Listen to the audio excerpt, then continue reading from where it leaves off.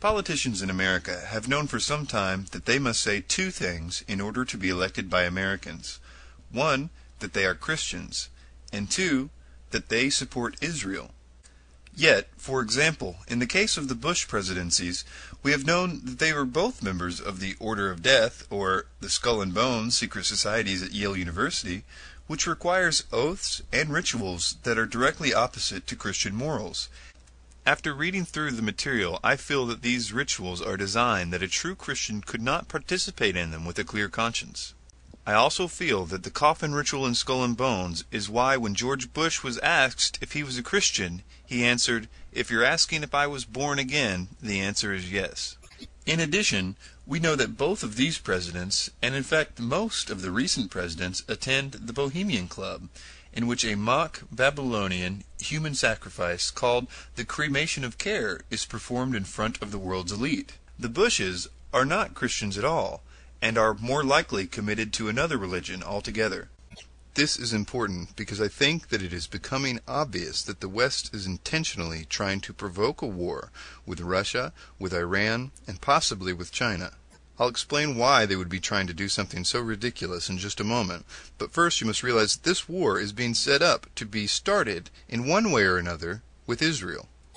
This war, if it happens, will be very deadly. It will coincide with financial collapse and possible famine. We will be sending our sons and daughters off to war in the Middle East. All of this death and destruction will essentially be blamed on the false idea that our president was a Christian and therefore was committed to Israel by some sort of religious obligation.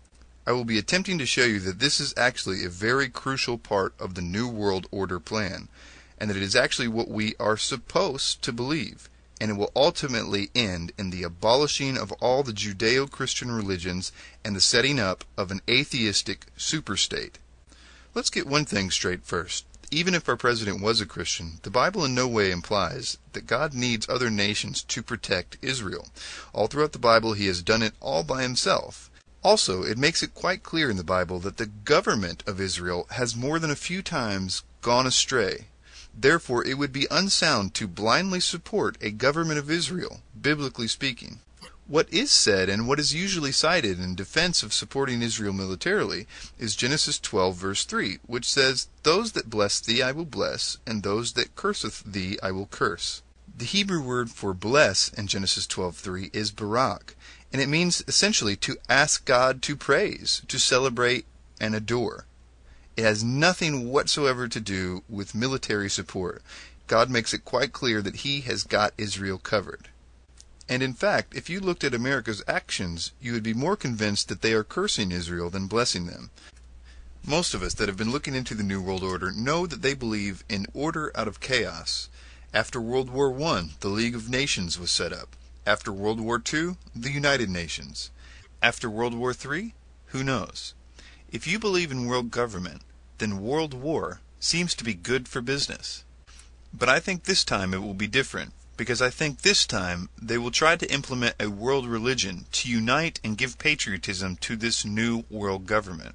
In one sense, this new religion will be an anti-religion. They will point to the death and destruction caused by World War III. They will say that it is the fault of Judaism, Christianity, and Islam, when in fact it was classic problem-reaction solution.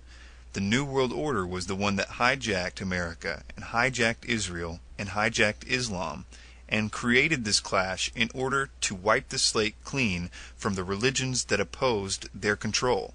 Most of us have taken note of the symbolism that is all around us, in government, in military, in corporations. Symbolism that shows an ancient and occultic religion is adhered to by those that desire world government. You must never forget that those people that support and adhere to that Luciferian religion hate Judaism and Christianity.